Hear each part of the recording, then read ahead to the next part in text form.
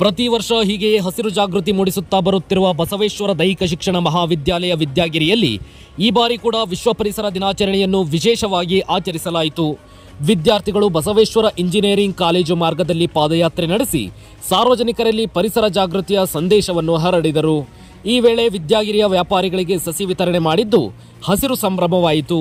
KSRTC bus ಚಾಲಕರಿಗೂ ಸಸಿ ನೀಡಿದ ವಿದ್ಯಾರ್ಥಿಗಳು ಎಲ್ಲರನ್ನೂ ಪರಿಸರದ ಪಾಲಕರಾಗುವಂತೆ ಮನವಿ ಮಾಡಿದರು. ಈ ಹಸಿರು ಚಟುವಟಿಕೆಗಳಲ್ಲಿ ವಿದ್ಯಾರ್ಥಿಗಳ ಉತ್ಸಾಹ, ಜವಾಬ್ದಾರಿ ಮತ್ತು ಬದ್ಧತೆಯು ಸ್ಪಷ್ಟವಾಗಿ ಮೂಡಿಬಂತು.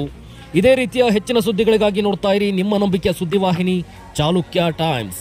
ಮಾಹಿತಿ ನಿಮ್ಮದು, ನಿಜವಾದ ಧ್ವನಿ ನಮ್ಮದು. Bureau report, Chalukya Times, Bagalkot.